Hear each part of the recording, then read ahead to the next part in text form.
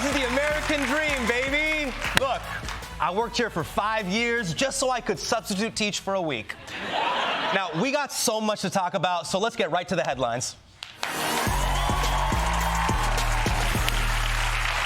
Now, look, there's so many pressing issues in the world right now. The war in Ukraine, a train derailment in Ohio, natural disasters in Turkey. But we can't talk about any of that because apparently the biggest story in the newspaper is on the comics page. Newspapers across the country are dropping the Dilbert comic strip after its creator, Scott Adams, went on a tirade this weekend calling Black Americans a hate group and advising white people to stay away from them. The Dilbert creator referencing a poll that indicated 53% of Black Americans agree with the statement, "It's okay to be white." If nearly half of all blacks are not okay with white people, that's a hate group. The best advice I would give to white people is to get the hell away from black people. You just have to escape. So that's what I did. I went to a neighborhood where, I have a very low black population. Oh my God. He just kept going.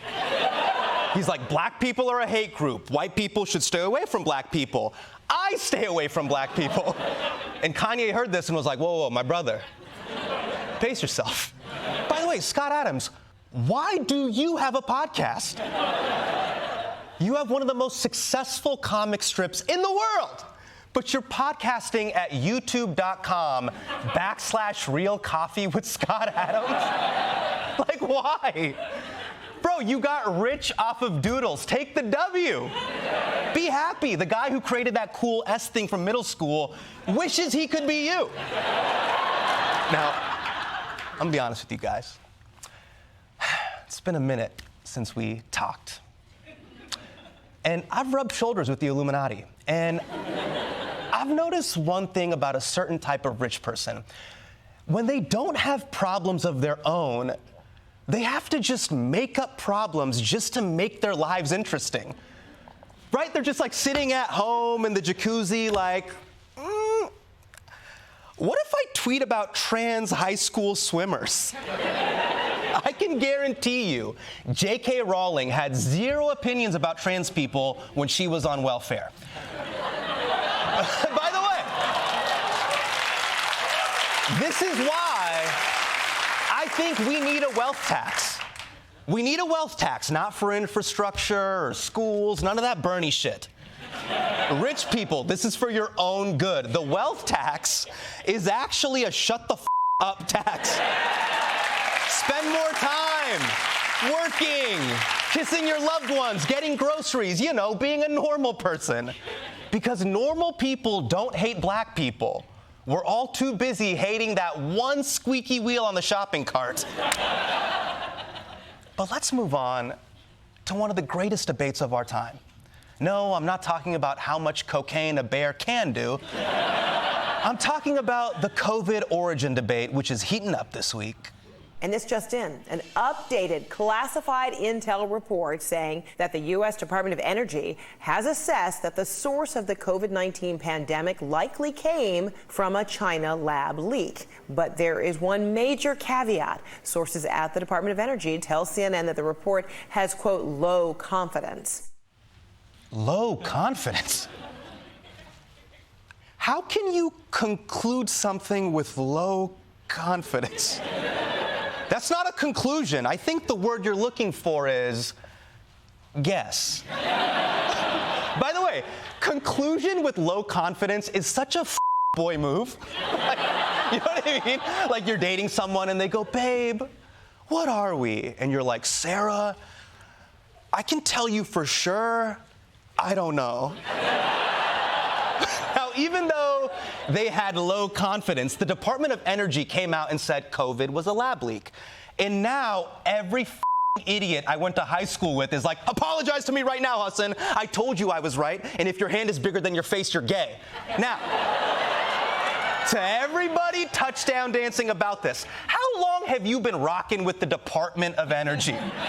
Oh, you've been with them since day one? Hey, what's your second favorite report from the Department of Energy? Now, personally, I love their report on walk-in freezers and coolers, but hey, that's just me, because I'm a real one. here's the key detail everybody's forgetting while they got the Twitter fingers. The Energy Department is one of 9 intelligence groups that have assessed COVID's origins. 2 have said lab leak, 5 say it came out of natural causes, and 2 say they don't know. And you know what? I personally side with them. I don't know what the is going on. FBI says this, NIC says that. I'm holding out until the DMV chimes in. Okay? All right? Now, here's the thing I'm wondering, okay? Why did this whole lab leak versus wet market thing become the Yankees versus Red Sox of the culture war in the first place? And to me, I think it's because when some people started saying it came from a lab, other people were like, hey, you can't say the Chinese are trying to poison everybody on planet Earth. That's racist. You should say COVID came from a wet market where Chinese people eat weird animals. But that sounds way more racist. And I say this as a kid who had to eat weird ethnic food in the lunchroom. Every day I'd pull out my keema roti and everybody else would be like, ew, what is that? All I wanted was Lunchables. But my mom would never buy them. She'd be like, Hasan, are you crazy? You want Lunchables? Those things are made in a lab and they'll kill you. And she said that with high confidence. Now, for more on the lab leak, we turn to my friend, colleague, and mortal enemy, Ronny Chieng. Ronny! My man! Thank you for joining us. Yeah. Look, let's get right into it. Where did COVID come from? Tell us. What the f? How the f should I know? Why are you asking me, by the way? I didn't do it. We could be talking about the debt ceiling or racist Dilbert, but of course you want to pigeonhole the Asian guy to do the COVID story. Yes. Yes. Yes. I'm going to pigeonhole you. You want to know why, Ronny? Because when I was a correspondent, I was pigeonholed. My hole was pigeoned constantly. That's disgusting. Yeah, it was. Anytime there was a subway bombing, they went to the Muslim guy, as if I'm on group chat with ISIS. My most viral clip on this show was a photo of me wearing a hijab next to Jon Stewart. You understand? So yeah, the Asian guy has to cover the Asian story, and it has to be funny, and it has to be deemed comedically acceptable by vulture.com. Go. Okay, first of all, Vulture, all right? And second of all, why don't you talk about it? You're the expert in lecturing us about the world despite never having left America, right? Aren't you Asian too? You talk about it. No. You said it yourself, Ronny. You said it right here on this show, that Indians were not real Asians. Why don't you roll the tape? Let's be clear. Indians are not Asian, okay? Okay? I love how Indians try to have it both ways, like being Indian and Asian. Pick a lane. I brought receipts, mother.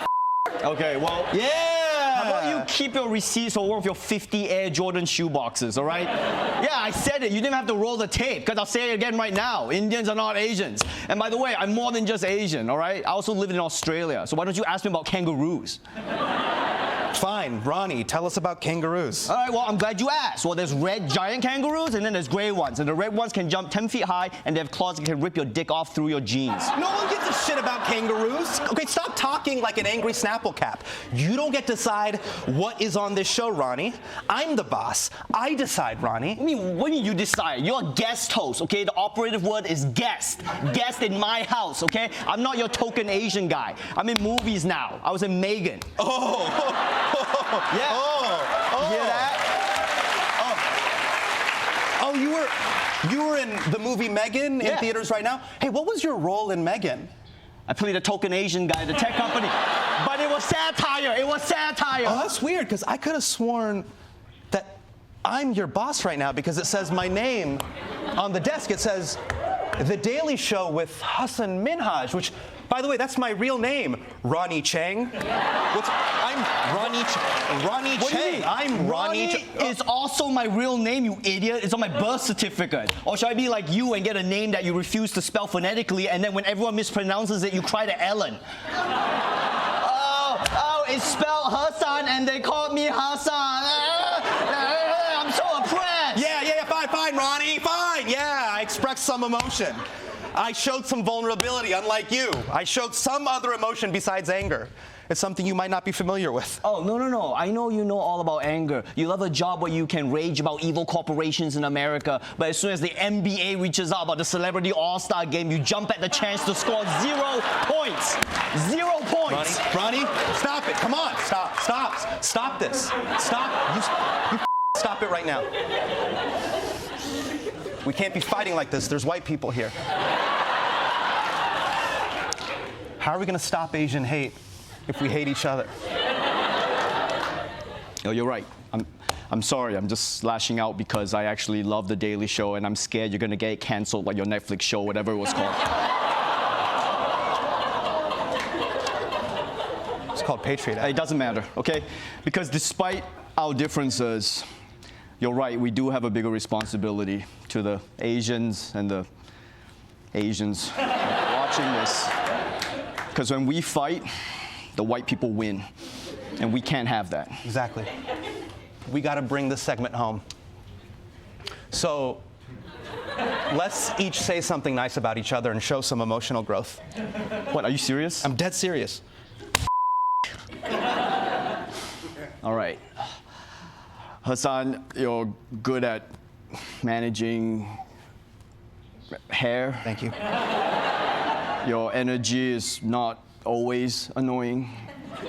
And, you know, I've seen you at The Daily Show grow to become this force of nature, and I'm actually really happy that you're hosting this week. I think it's really good. Shut up, everybody, shut up. Thank you, Ronnie. And I just want to say, I want to take this moment to tell you we're out of time. Ronny Chieng, everyone.